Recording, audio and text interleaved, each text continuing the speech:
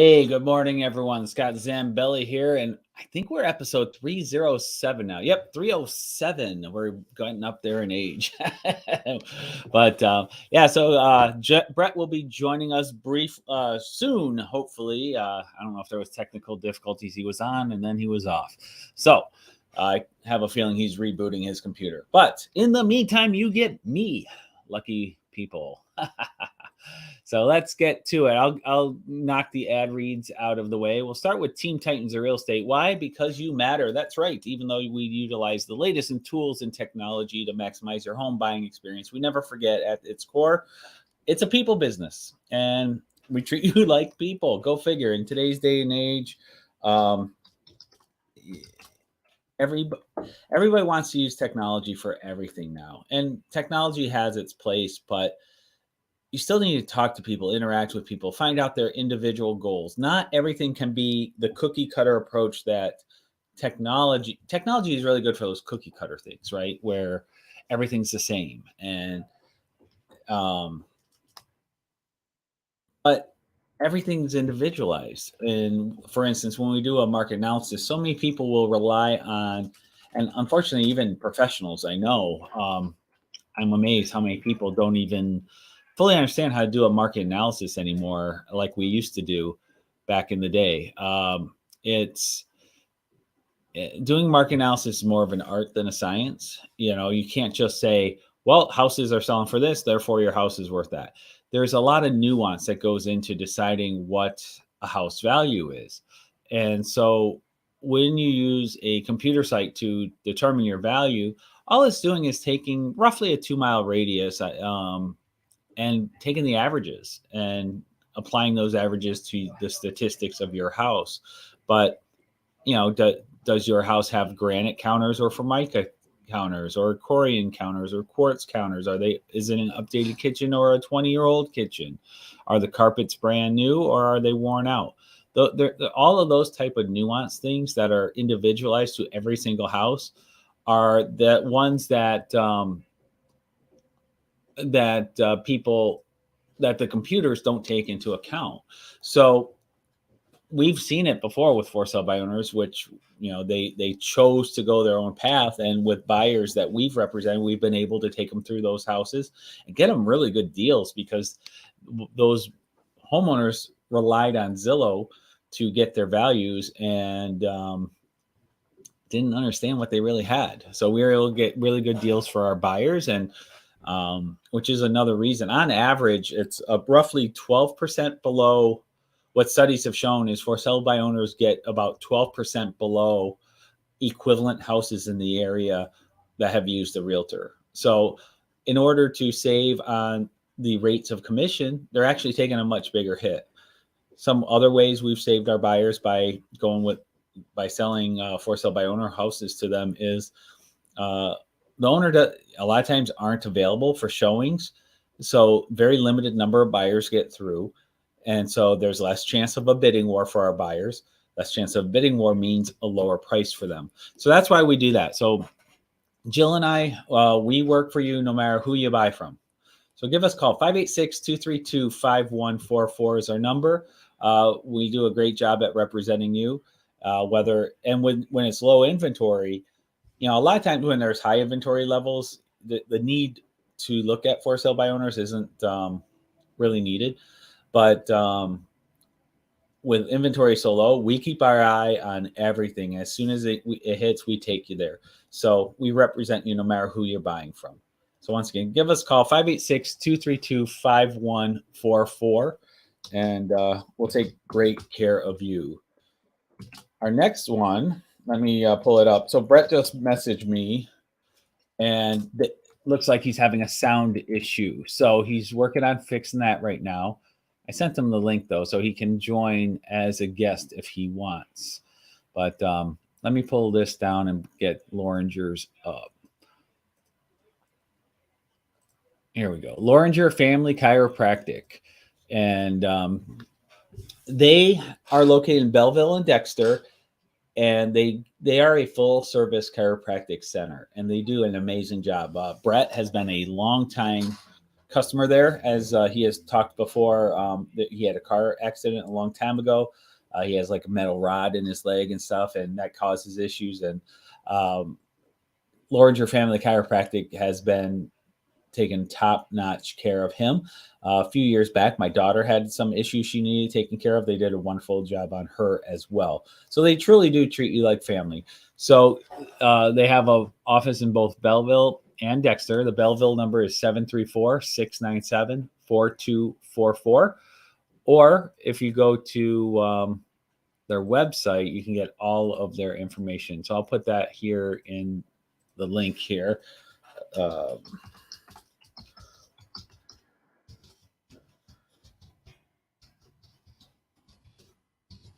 Okay, I just posted the link to their website. I think I typoed the name, but you can visit their website there through that link, and all their contact info is there. And even if you don't live in that area, you could contact them and find out, do they have any referrals that maybe are in your neck of the woods? The chiropractic field is a small field as far as, as a lot of industries. Like I'm in real estate. I know a lot of realtors, and they know a lot of chiropractors in the area. So I'm sure they would be very happy to send you a referral to somebody who is a top-notch chiropractor in your area. All right. So that's the joy of chiropractor. I myself use a chiropractor as well, one in my area. They're about an hour from me. So if they were closer, I would use them on a regular basis. We did use them, like I said, for about 6 months, I want to say, for my daughter. And they really did a great job. But I have a local chiropractor I use, and I'll tell you what, it really makes a difference in how I feel. I went my whole life without using a chiropractor till just more recently in my life, and I can't complain. All right, so today's episode, we're going to cover a couple things. Got some announcements to make. We got Motor City Comic-Con coming up, so if Brett's able to pop in here, we'll cover that together. Both of us will be present with tables as ourselves and as Bardstone. So we have two separate locations on the show floor. Kevin Meinert will be coming out as well, so it'll be good to see him. He's going to be hanging out at the booth. So if you need signatures from him, he'll gladly provide some ink there. But for some announcements, I want to give a quick update. So we got Motor City Comic-Con this weekend. But if you're in the area, in the Michigan area, and you're not going to be able to make it there, I wanted to give you an update. I'm going to be setting up. Let me get the screen. Oh, present, share. Here we go. I got too many windows open. There we go. It's called Really Cool Comic-Con. It's out in Flint, Michigan. This is a really great local show in the Flint area. We always did the one with Randy Zimmerman. And then during the COVID years, things got shut down and things happened. And now we got this con, which Randy is friends with the promoter here, and he's given it his blessing. In fact, he's going to be setting up here. So I will be attending there. And it looks like we may have Brett joining us here. Hold on.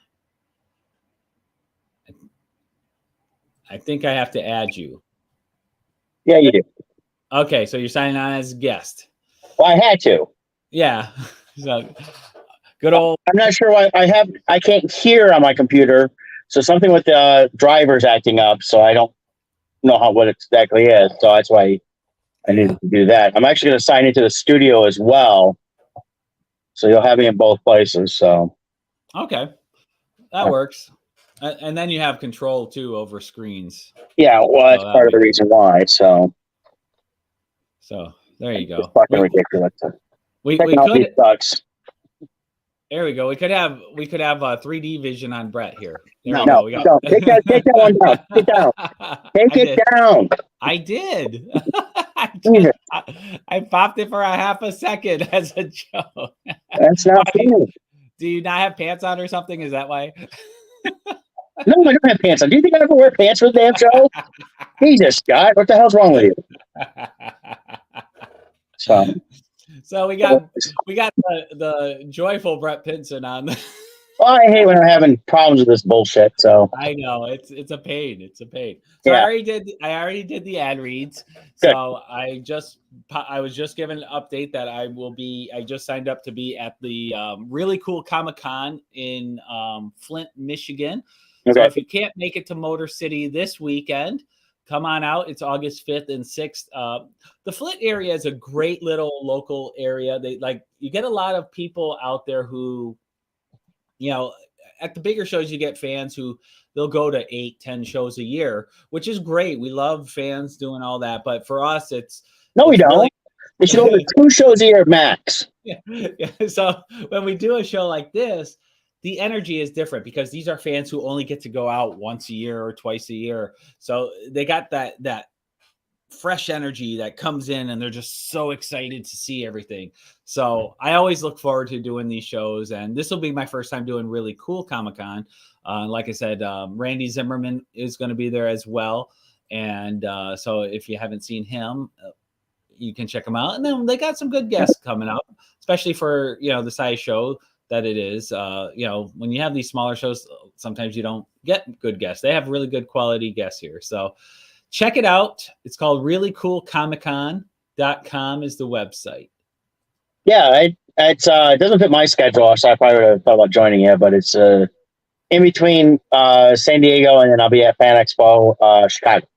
Which is both very energy draining shows to do as a vendor. So that 1 week in between is going to be recovery. It's going to be working the day job too, but that's right. That's part of it, though. It's just a matter of having to do all that. So it's tough to do back-to-back shows when you have day jobs. Yes, so. It is. It really is. Even when we were doing them, back in the day, what was the most you did in a year? Didn't you do like 50 1 year? No, I did like 40. 40. Wow. Yeah. Now there was some where you did like one on a Saturday, one on a Sunday, 2 different shows. Right. I had a few of those. A lot of more weekend shows that we were there either Saturday, Sunday or Friday, Saturday, Sunday. Yeah. Things like that. We were doing quite a few. There's times we were gone. We'd come home basically because we had time. I was doing a lot of my own printing, so reprint stuff, head back out. But a lot of times I would have stuff already pre-printed, ready to go. Just coming in, basically reloading the tubs and heading out. So yeah. My biggest year I think was 30 shows. It was like 29, 30. It was right there. I don't remember the exact number, but it's grueling. There's 52 weeks in a year, so we're gone for more than half of the year traveling, and you really it wears on you. It does. So I do enjoy the lighter appearance schedule. Mm-hmm. So if you guys are fans, even though if you go to 8 or 10 shows, this might be the only show you see us at this weekend at Motor City. So you're going to want to take advantage of that. Well, for the Michigan-based shows, this is my last Michigan-based show this year right now.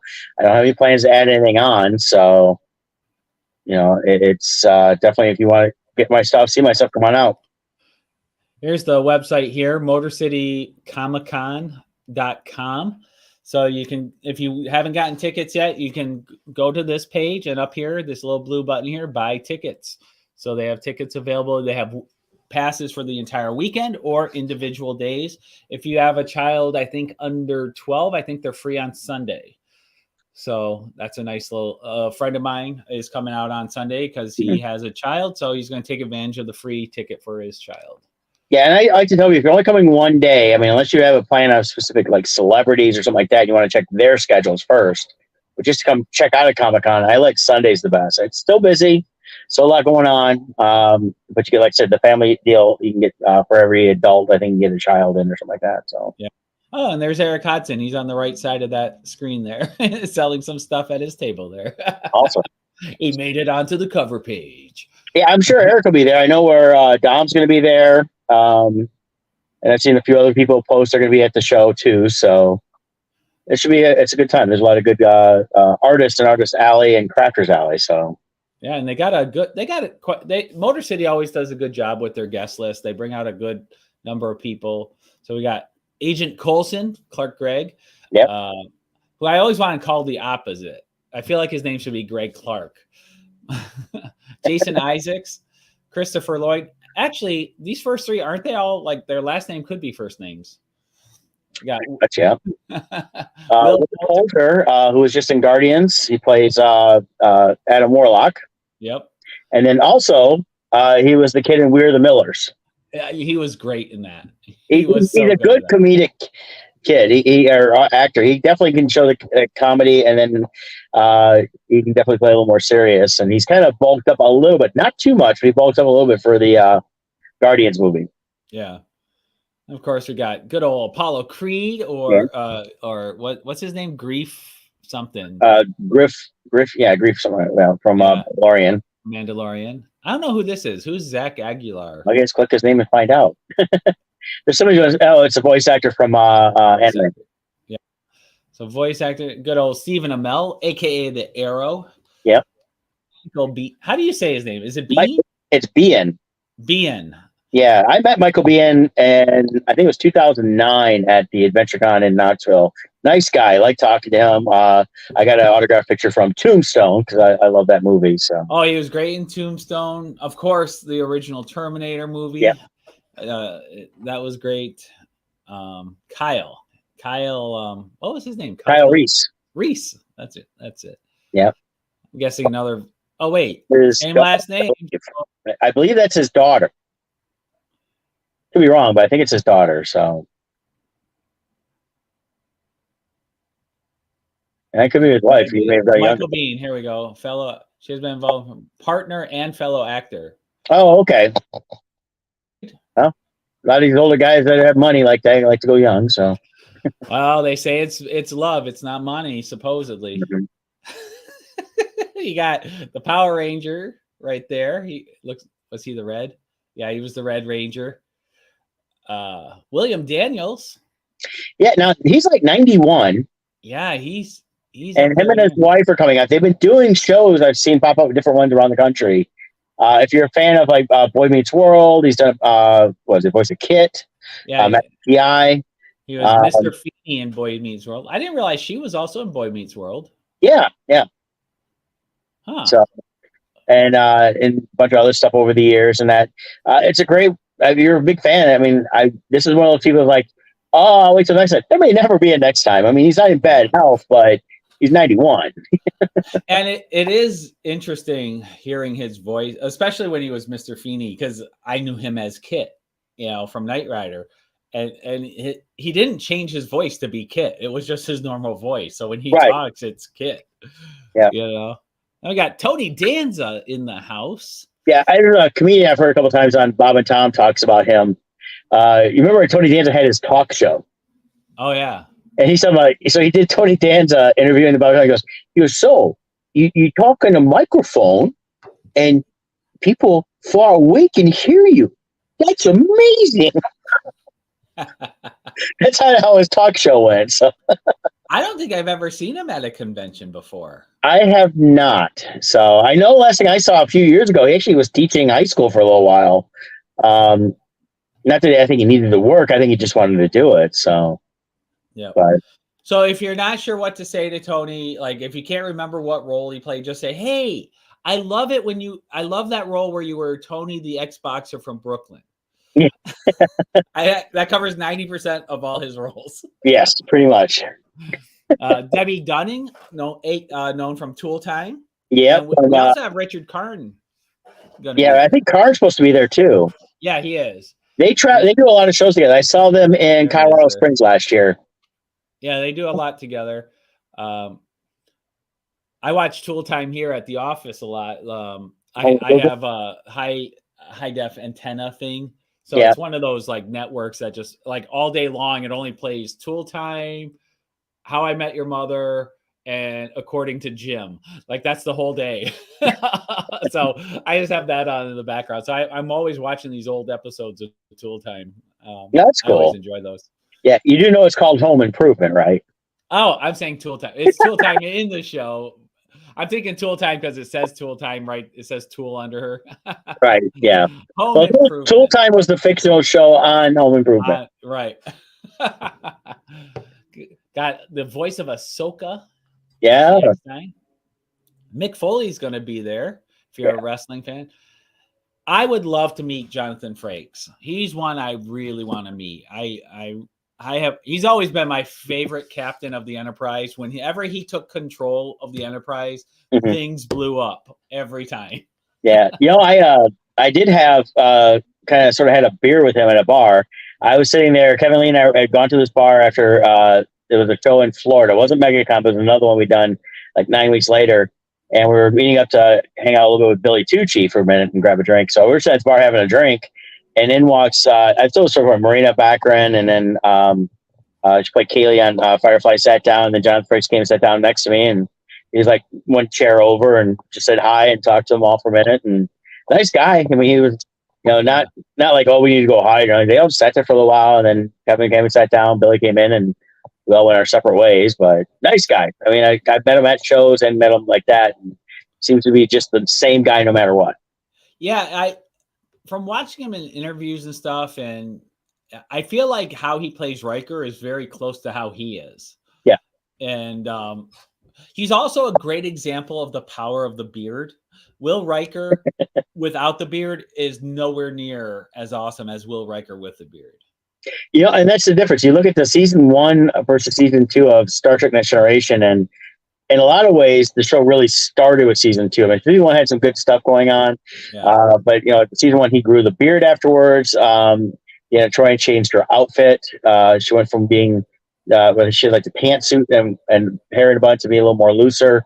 They killed off Tasha Yar, so they changed a lot. But yeah, the beard definitely added more to him. It's kind of like you, Scott, when you shave your beard and you look like a Muppet. This is true.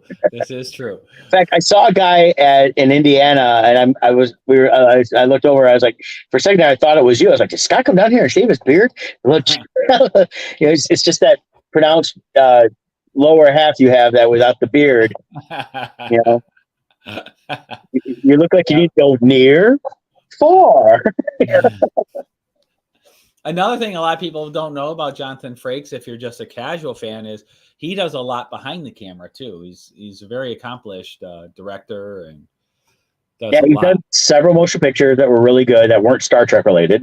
Right. Definitely, he's done a lot of TV directing. That's what he went. A lot of these guys end up going into that direction when they know that they'll have certain things they can do, but they want to continue in the industry and they'll go into TV directing. I talked to James Hampton one time about that, and he said, "Yeah, I wasn't getting roles. I had an opportunity to start directing TV, and he started directing a ton of TV for a while there." Yeah. So, and it's paying gig. It pays well, and and they don't usually get every episode, but they definitely get enough to go in. And most of the TV stuff is, once an established show is, the directing is kind of almost an automatic thing. They're just there to kind of control the situation. Right. Everything is kind of handled in certain ways. Like, this is how we do it. This is what you need to do. These are the shots, and they just got to make sure it all happens. Yep. Got Edward Furlong coming, known from Terminator 2. Yeah. John Connor. He won't look like this, though. He's a lot older now. He's grown. We got Sean Gunn. Yeah, Raymond Guardians again. I like him. He's a fun actor. I like him. Yeah. He's also, isn't he the motion capture for Rocket? I think they put him in the suit for the Rocket scenes. I think he did some of that, yes. Yeah, at least in the first one. I don't know about the second and third. But because there's the one behind the scenes where Batista's like petting him on the head. Yeah, he did the physical portrayal of Rocket. But I think that was more the first movie because he wasn't in it that much, but he's been in them more. So they probably got someone else to handle that now.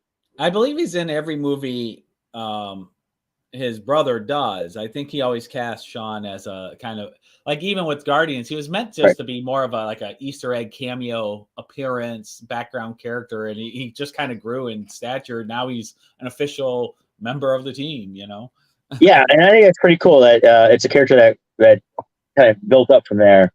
Yeah. So, hey, Robert, saw him a couple weeks ago in Indiana. What's up? Robert, what's up? He's doing that. What's up? Laurie Holden, she was Andrea in Walking Dead.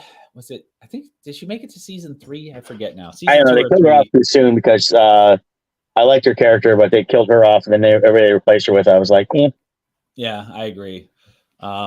She was in something else major. I forget what she was.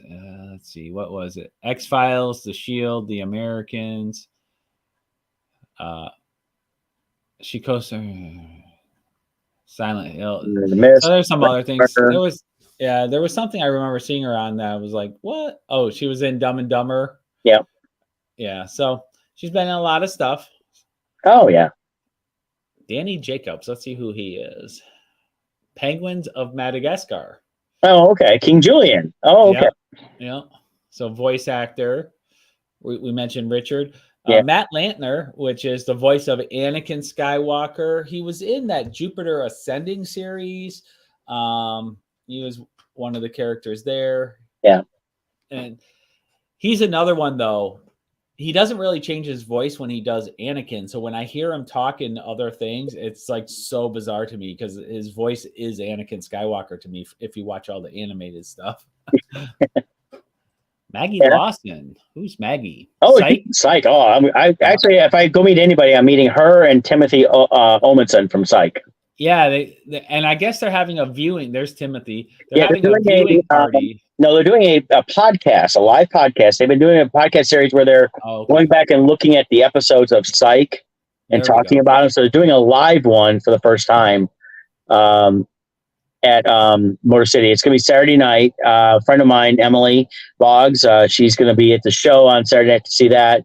She asked if I was going. I said no, because by the time we get done with the show, I think they started at 6 or 6:30, and the show was until 7. And I'm like, I'm going to want to eat, So yeah, he's one of those actors where you might not know his name, but you'll know his face. He's been on so many things too. CSI, Boston Legal, Without a Trace. He was in Xena, Warrior Princess, Nip Tuck, Deadwood, Sequest. Geez, that was forever ago. Yeah. So he's been around for a long time. Yeah, he did the voice work for one of my favorite games on Xbox, Crimson Skies. Nice. Which is set like in the 30s and has like classic, airplane pirates and stuff like that. Kind of fun. Just a great actor overall. He was great as the detective on Psych. Played it very straight. With a Gallivant. Remember that? There was like that 2-season musical show they did in the summer several years ago. He played the king, and that was fantastic in that. He had a stroke a few years back, and they actually they wrote it into the last two Psych movies they've done. One was they made it like he got shot, and then he was there. So you can see he's recovered quite a bit. He still has some issues from it. But yeah, it was. I like him. He's a good actor. I say Maggie and Timothy are probably the two people I plan to meet anybody. That's gonna be the ones I want to meet. Psych is a fun show. That's a really fun show to watch. I'm still a big fan of it. My ringtone, I keep putting on my phone. The phone keeps kicking it out, but that was always my ringtone. Let's see. Looks like My Hero Academia, Attack on Titan, so voice actor. Yeah, we got quite a few of those this time. That's the voice act guy for Mario. For Super Mario. It's me, Mario. Yeah, and Baby Luigi and Baby Mario.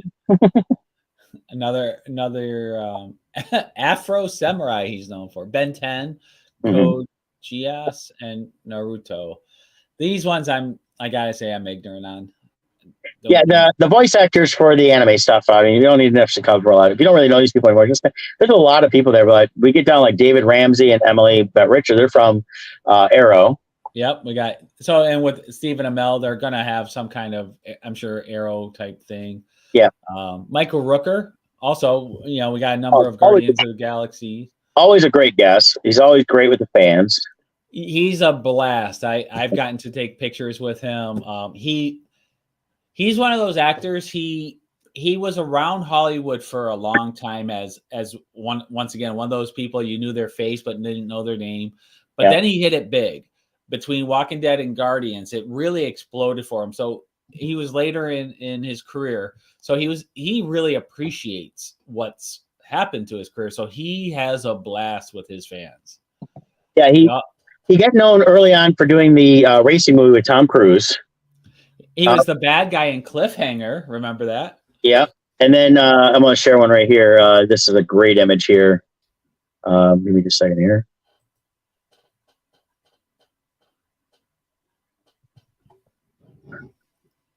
Down here, share, 18,000 clicks later. He looked so different in his younger years because he had the curly hair. Oh no, he doesn't have the curly hair here. He's Oh, bald because he was oh, shaving his head for mall rats. oh, yep. Oh, And I forgot he was in that's Mallrats. before he ate the chocolate covered pretzel that Brody handed to him after sticking his hand down his ass. Yep. Yeah, Like he definitely. he's a good actor all the way around. Comedic, serious, he can do it all. So That's awesome. yeah. All right, let's whip through these. Let's see. We got some other good ones. Mark Shepard, he's an established one. If you watch, Oh, he what's was the just in X-Files? Indiana too. He's Supernatural, great. Yeah, Supernatural, Doom Battlestar Patrol. Galactica. He's done Firefly, Leverage, like I said there, Doctor Who. Really don't. I think just two big things are Supernatural and Doctor Who are the two biggest ones that people know him for. Yep. They forget that he was in Firefly because he looks a little bit different. And then his dad was with him in several episodes of Doctor Who. Yep. And I always enjoyed him in Doctor Who. Brent Spiner, which is Data in Yeah, Star Trek. He does a great job. I've gotten to meet him personally. Tara Strong, voice of Harley Quinn. yep. But She's done tons of stuff. She's Teen did Titans, Powerpuff Girls, Fairly Odd Parents. yeah. So Yeah, she's so got a she's huge resume. yeah. Oh, she's also Raven in Teen Titans. Yep. I didn't realize she was She's Raven. she's definitely a very That's active voice actor. She's got a very diverse range in her voice. Yeah. And then we're down to the last two who are going to be appearing. Yeah. Catherine Tate from Doctor Who. Yep. And James Arnold Taylor, who I believe is the voice of Obi-Wan in, well, he's in tons of stuff, but yeah, I know him best as the voice of Obi-Wan Kenobi in the cartoons for Star Wars, but he also does voice doubles for Johnny Depp, Michael J. Fox, Christopher Walken, a whole bunch of others. So good stuff. Yeah. And then these two, Jim O'Hare and Christina Ricci, had to cancel. Yeah, my assumption was Christina didn't say anything, but I think she's either filming was filming Yellow Jackets or Wednesday. Could have been something else. She seems to be doing a ton of stuff. So yeah. So and then we have all the comic guests. The most too important is already on this show here, Brett and I. But there's always a great turnout there. So yeah, it'll be a great time. no, it's gonna be a good show. I'll be at G29. I'll be posting on the socials later today. And Scott, you're at H something. I forget where, but yeah, like H13 or I forget. Yeah, I'll see if I can look it up real quick. Yeah, and then we're listed both under our names, not Bardstone. Yeah, last that fall show I listed as Bardstone, and like afterwards, everyone's like, "Oh, I thought you were doing the show." I go, "I did." Like, we couldn't find you. Everyone was looking for my name instead of Bardstone. So this show, since so many people are return people, I just go under my name now for this one. Well, I found that for Artist Alley tables, I always find it best to just do under my name. So, Yeah, for sure. Yeah, my computer is updated, so that's why I'm only on. Only everything below you disappeared, Scott. That's okay. Well, hopefully that gets fixed. It's so annoying, technical issues. So it was an audio driver problem, so I'm like, okay. So I tried to update it and wasn't updated, so I updated something else. So we'll see if it. I know my computers just recently did major updates for Chrome and stuff, so I wonder if your computer did an update that then clashed with the driver. Chrome updated today, so I got to check that too. Yeah. And it's always something with these updates. So yeah, but we'll see. I'm just getting going here. So let's see. I'm trying to find where my table is. Oh well. Just basically, look at the map when you get there. Yeah, we are to the right. And once I set up, I'll do a post online saying my actual table. I'm in section H. Yeah, I looked up Scott when I got the email the other week, and then I haven't looked right. I did see where Dom posted he's in B. Another friend of the show, Dave Brown's going to be there. He's over in the B section. I've got Audra next to me, whose husband Cody does Cody's Loots. Audra does CBCF stuff. Audra does these fun paintings where she gets old paintings and then she'll paint things into them. So it might be some prairie scene and she'll paint like a Star Wars at in the background walking through the scene, or some unicorn, or like different things. She does all kinds of imagine or some monster coming out of a lake. So it's a fun way of repurposing old paintings from. I think she goes to like Salvation Army type places to get them, or yard Goodwill. sales. Yeah. Yeah, but they come out really good, and it's a really cool way of, like I said, repurposing old stuff that would have just got thrown away. Yeah, it's cool stuff, and she's got a lot of other artwork she's done. She said, I did see her post. This is her last Comic-Con this year, so I know she does some other like festivals and things like that. So yeah. So, what else is up? Well, we talked the other day about Star Wars Vision, so I ended up Monday night putting it on while I was getting myself food and sitting around after work when I was tired, and I finished up the last two today. So I watched Star Wars Vision.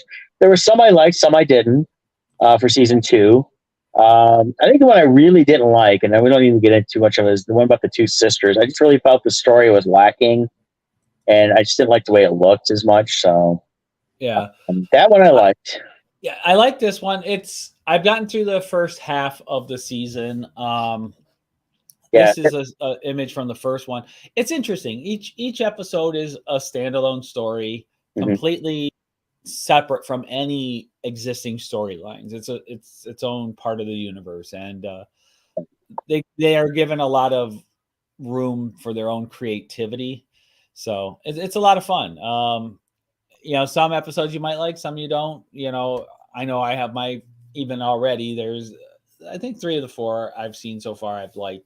Yeah, I liked I think almost all of them, except for there's only a couple I wasn't crazy about. So yeah, I said the sisters one. I just found the two sisters too annoying. So is that the one where they destroyed the factory with the water? Yeah. Yeah. Okay. Yep. I know what you're talking about. That one, yeah, I had mixed feelings on that one. I liked it and didn't like it at the same time. So there were elements. I like some of the visuals. I just didn't like the way they did the story. Yeah. So I agree.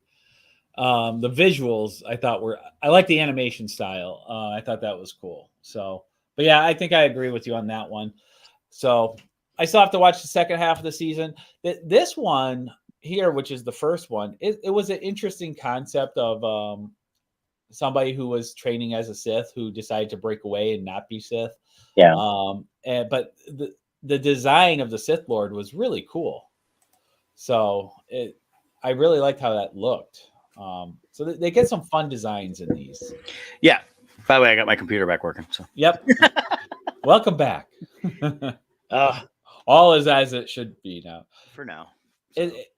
It's annoying having to do it through the cell phone. It's not as good. Yeah, it is. It is. So it's fine. I plugged in my headphones right to the computer, which I can do, and it helps out. So, it just irritates me. It's like, I just spent $2,000 on you a year ago, and you just ran out of warranty, and now you're going to act up.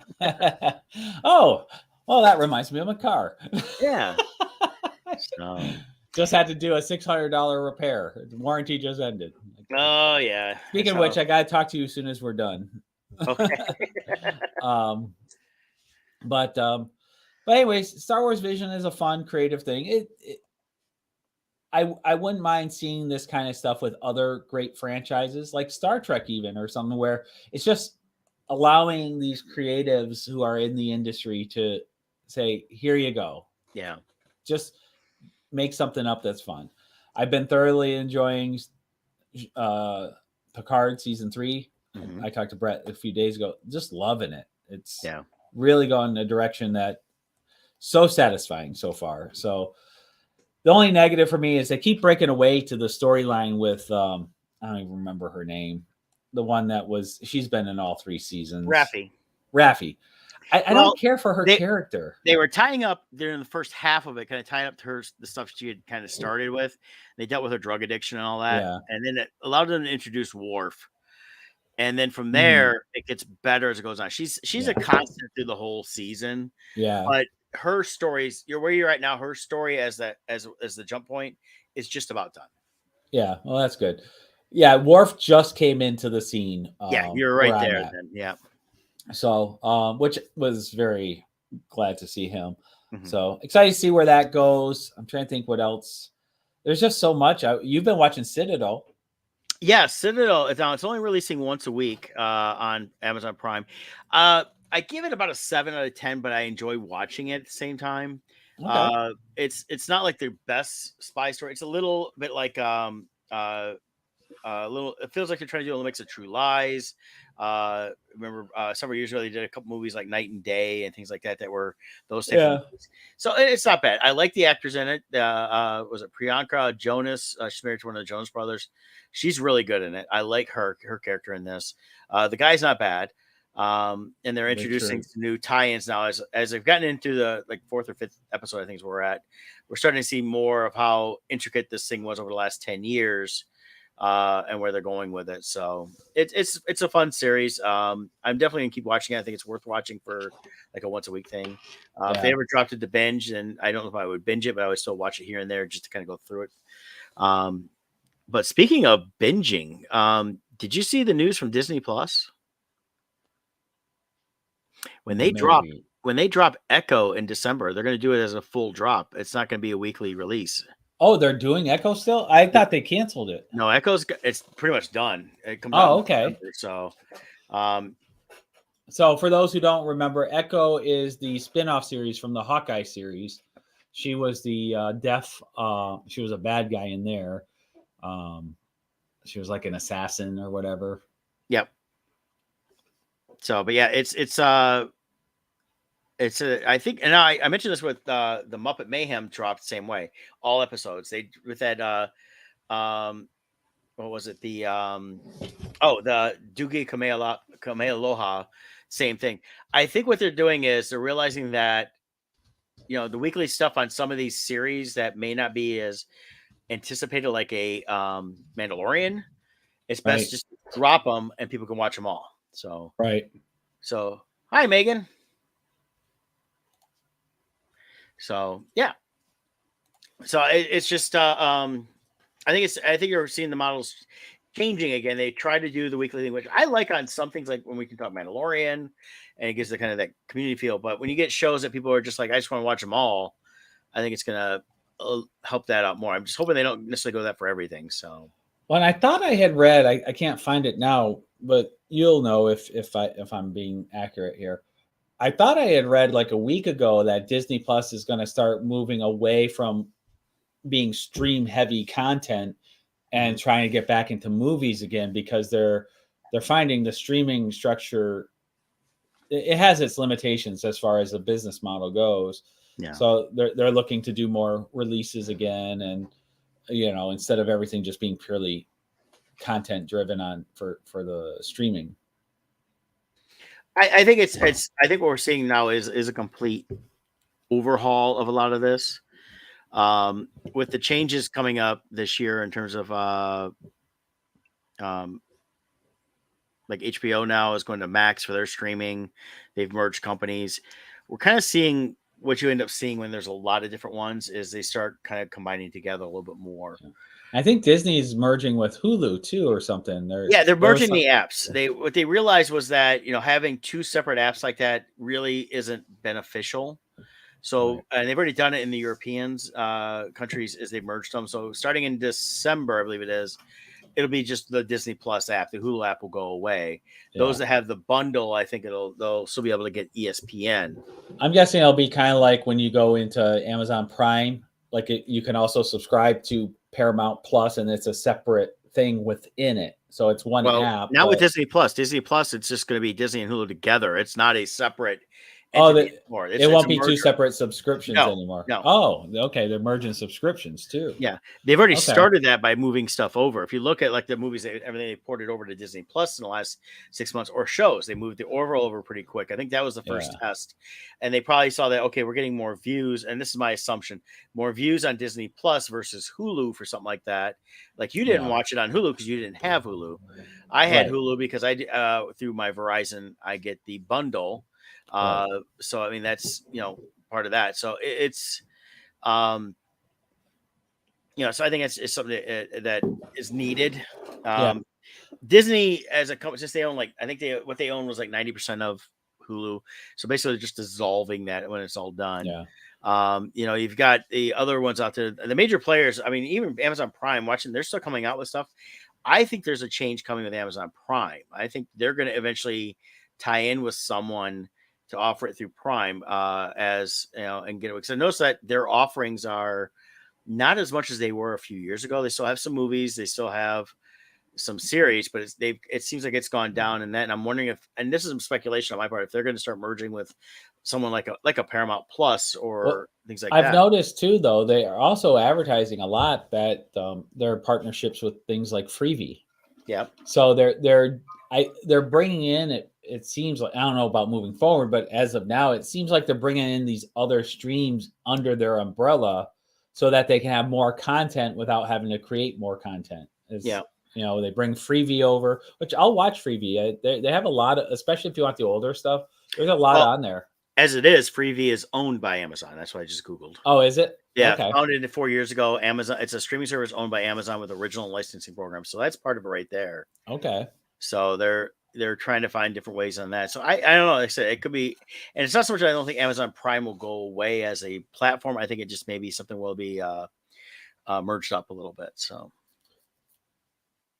we'll see. It's gonna be interesting. It's still changing. The part I don't understand the business model of Amazon.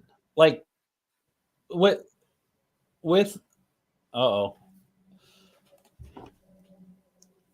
I'm breaking up. He's breaking up, Captain. He's breaking up. Someone must have turned on some. Went well the whole stream till now. Someone must have turned on something intensive. I was trying to go without hooking up my phone. Oh, okay. I think I'm back to full speed. Yeah, anyways, I don't understand Amazon as a business model because like we pay for Amazon Prime, we get our free shipping all year. Like I know I do way more shipping in a year than what my fee is. Okay. Here's how this works. And this is how I've always viewed it. Amazon Prime is Planet Fitness. They sign up 100 million people paying $139 a year. Right. Not everybody's using it as much as you and I do. Right. And a lot of people, it's there when they want it. It's the convenience, the streaming stuff you get. Most people aren't using it. So realistically, and of course, they've set up, what have they done? They've built their own distribution center. So all the stuff they're paying to take care of all that is all taken covered in those fees, and things like that. And then profit from the products and things like that. And they've also worked with all these companies. Like, you want your product? Here's what you're going to get. Look at how many partners they have that are third-party people offering stuff that they will deliver for you. Right. And they handle all that. They get a percentage of that. So let's say easy math, $100 item, Amazon's getting at least 50% of that. Right. So they get that part I understand. Yeah. And I understand it on the other side as a stream. Yeah. What I understand is the cost is the same as a regular streaming service.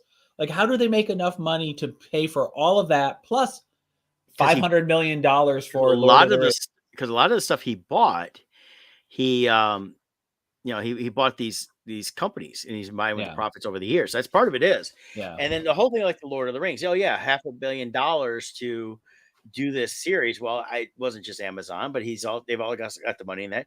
They set up Amazon Studios. They put in like $5 or $10 billion years ago. So it's all there. And then another thing is, like, you're only looking at the Amazon part from Amazon US. You forget Amazon's in multiple countries doing the exact same thing. So the money revenue coming in is all over the place.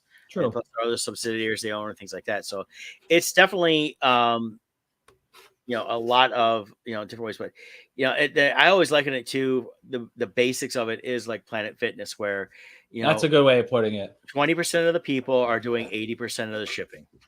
Yeah. And the other 80% are subsidizing everything because they're barely doing anything. Oh, I got my Amazon Prime. We watch it once in a while. I every 6 months I order a book or something like that, Right. But it's also the add-on stuff. I mean, you've also got like the Kindle program, was it $10 a month or $20 a month? You get unlimited books. And a lot of them are not the mainstream books, but it's independent authors and things like that get on there. So it's definitely a, they have a lot of different stuff going on that generates that revenue way outside of just the basics that we see. Yeah. Very true. Yeah, and Amazon, as Megan here says, Amazon is a drop shipper. Mm-hmm. There's a lot of people that I've met over the years that make a good living selling their products on Amazon by shipping this stuff to them and having Amazon handle everything for whatever the fees are. So, and they make, they just got to make sure that they're selling it somewhere Amazon gets their cut, they get their cut, and they're good, and they get a profit. So, there you go. Yeah, that's why they built so many. I mean, within what, half-hour drive here, I think there's like 4 distribution centers. Same here. This old Silverdome location where they tore that down, there's a massive, I think it's bigger than the Silverdome. There's this huge building where the Silverdome used to be. Yeah, I think that's their new main hub. Yeah, it's huge. And then there's like the one near us is over on Michigan Ave, technically Canton, just outside of Ypsi Township, Van Buren Township, right on the corner. And they just built that and got it going. There's trucks going in and out there all day long. Yeah. Yeah, it's massive. They should call it the Death Star.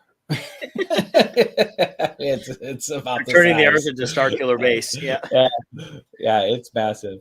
But So Megan knows about the Pontiac one. Yep, it's huge. It's freaking huge. It's huge, Ekman. So actually, talking about like these different services and stuff too. I had an interesting conversation with a restaurant owner the other day, just talking about restaurants in general and stuff. And he was saying how just different everything is. And I talked about how, we were talking about how much prices have gone up and how hard it is for him to run a restaurant. And this is one thing I didn't realize, for restaurants, they operate on very small profit margins, and you got the cost of food going up. But this is something huge happened over the last 3 years that restaurants didn't want. It's called DoorDash. DoorDash and Grubhub, the similar ones. I didn't realize this. They take 18% cut of whatever the order is from the restaurant owner. Really? So there's a fee they charge you, the one ordering, plus 18% of the order they keep. So that right there. So he was talking about how, because so many people are now using these apps, he's like, yeah, I can say no, but then what happens? So not only do they have to increase their prices to take into account all of the price increases of food, they now have to raise prices to cover the 18%. The owner's lucky if he takes 5% home, and Grubhub's taking 18 for not even producing anything. So he was talking about how hard it is now, and they've had to adjust their prices to compensate for that. And it's just making prices so high. He's like, the way we know restaurants is, he's like, it's going to be dead soon. He's like, it just won't be able to operate the way we used to know them, Okay. So that was an interesting thing. So if you go out and like, you wonder why breakfast for 2 is now $30. That's what's happening. It's been a little bit more than that sometimes, but yeah, I know it's getting crazy. Breakfast used to be $10 for 2 people. Yeah, every meal's gone up like that. It's like Kevin came in last night. He's already flown out this morning for his job. He came in and we grabbed some dinner last night, and now we had a few beers. But even that aside, if you took off the beers, because they were only $4 each on special, it was still like $40 for us to each have a total meal in that. So yeah, and it used to be those 2 meals would have been like 25, maybe 30. Right. That's before tip and all that. So it's like breakfast and that. I like to go out to breakfast. Mom and I go out once a week, and it's nice. We go out. It's definitely if we get just each get a meal and stuff like that, it's still like $35-$40 by the time we're done, depending if we got coffees and that, add a little bit more if we get like a like a pancake or something to share. So, but yeah, so that was something I was very surprised by. I didn't realize that kind of a fee was put on, and it's true. A lot of people use it now.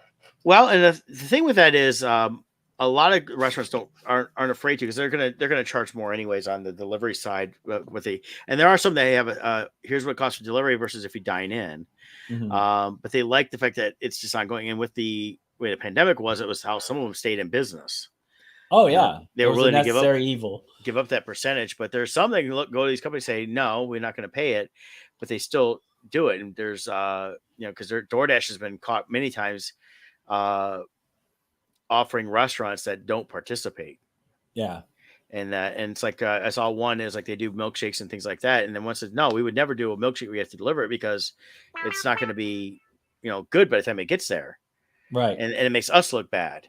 And they called out DoorDash on that, and DoorDash was offering it through their platform. Without asking. And it is when you go in, you just say it's under. I need to pick up an order for so and so, and that's it. So, and that's how they tell them to do it. Yeah. But so that was an interesting conversation. I thought I'd bring up just because I had it. No, I think it's a good one. I mean, DoorDash is out there. I mean, I'm a Ship shopper, and people use that grocery deliveries and things like that. Yeah, and there's nothing wrong with using those apps. I'm not saying there's anything wrong with it. No. It's just, in regular conversations I have with people on, a lot of people, it's, oh, wow, it's so expensive. Went out to eat. Wow, it's so expensive. So I'm just pointing out that was a major component I never thought of before. Yeah, it definitely, I think, is a factor, as well as the cost of food kind of going up. Some things have come down. Eggs have actually come down in price. I've been watching they're only that 3 times as much now. No, they're down, not crazy, but like the penny savers that were like $3.69 are down to around $2.29 at Meijer. Right. So I mean that's a big drop there. That is, yeah. They used to be $1.99. Well, they used to be when they actually 90 something. 5 years ago they were 79 and 99 cents usually. So during the pandemic they went up to $1.99. So we're kind of coming down on that stuff. Well, that's good. There is things like I'm noticing talking with like the produce guys about certain things, and they're like, yeah, we're not seeing this or this different items and that. And we were talking about apples the other day, and he goes, yeah, I can't even get, you mentioned silver apples. And it's with the apples, it was he was like, yeah, I forget which one it was. I told him, I said, well, I said, they grow these apples. I watched this on CBS one time, is they have these giant freezers. They basically load them up in all the bins and they throw them in the freezers.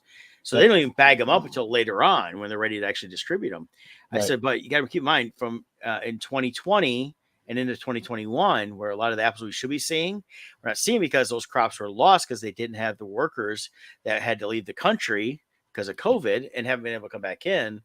And now this is not a commentary on what's going on at the border right now. Most of those are not migrant workers. Most of those are still people trying to come into the country that always stream in from the southern border. But those that were legitimate migrants that would come and work all these fields through the years haven't really been in a couple of years. So a lot of that has been lost, and crops are down, things like that, as well as other weather issues and things like that. So, so it's just, a whole different game right now and stuff. The other thing is just, and you and I talk about, the quality of Meijer stuff. Sometimes you get great stuff. Lately, the grapes out, this company, they got bringing the grapes in from, it sucks. Oh my God. They're coming in bad. I literally watched a guy pick a grape out of what looked like a fresh grape, took a bite and went, we just bought a watermelon from there, and we thought it was a great watermelon. Cut it open. It was so bad on the inside. The outside looked great, but the inside was bad. And that happened with a couple like red peppers I had bought. Outside great, open it up, and I was like, what the heck? And I think also they're just really trying to, they're still since COVID. It's like when people say, why is this like this? I'm like, because they're picking them too soon. They're shipping them out too soon. Yeah. Everything's just going too quick. So it's all over the place. So, but on that note, we will be at Motor City Comic-Con this weekend. Don't you guys forget it. Yeah, come on, see us. Like I said, I'm listed under my full name. Scott's under his full name. I'm going to have lots of our books. Brett's going to have his books. Oh, speaking of books, real quick before we go, I gave Kevin his. Yeah. Well, first of all, I love getting my Kickstarter stuff. I got the Doghouse from the Hasm.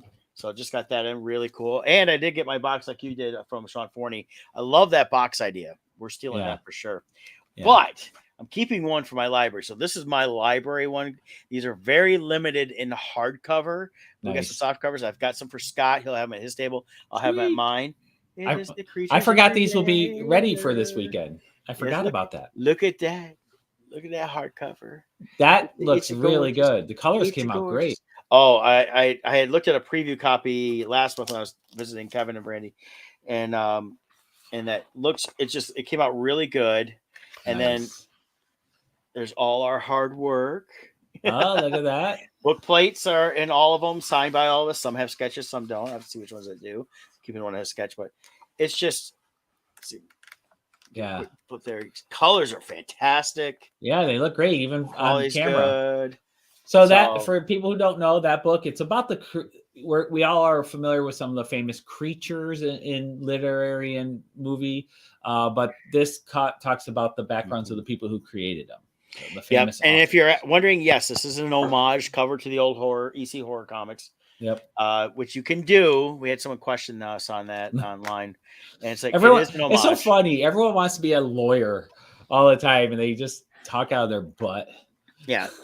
So when you guys come out there, we will have Crimson Shadows issues 1, 2, 3, and 4. I will have Poe trades. I think Scott's bringing some Poe trades. I have Creatures of Creators. I will have my Boomtown Scabs issues 1, 2, 3, 4. Adventures of Carl. I got a few of those right now. I got some Expendables. So we have a whole mix of everything. We got lots and lots and lots. Call. So we're gonna have, and then I'll have some artwork and things like that. So come on out, support the cause. Everything you buy from us goes right back to us. You're not supporting any major corporations at that point, other than the ones we have to pay to print our stuff. Yeah, and the more money we make off of our art and our books, the more shows we can do, the more books we can produce, the more other artists we can hire to help us with our books. Yep. We really roll this over to, we are really trying hard. I got a new series I'm working on right now. I've got Crimson Shadows. We got the trade coming soon. We got a lot of things in progress right now behind the scenes. Yep. So we have even more content to release. Fantastic. So, hey, join us next week. We'll let you know how everything went and give you any other future updates. Probably won't see a whole lot of stuff. We'll get about all the fun stuff we did this weekend. Yep. And we'll see T-minus 24. So come out and support them as well. Yeah, I'm excited for that. This is a great reunion home show for us. We just need to make some money. So come on out and buy some stuff so we can buy some more stuff and make some more stuff and do more stuff and everything else. So we will see you all later. See ya.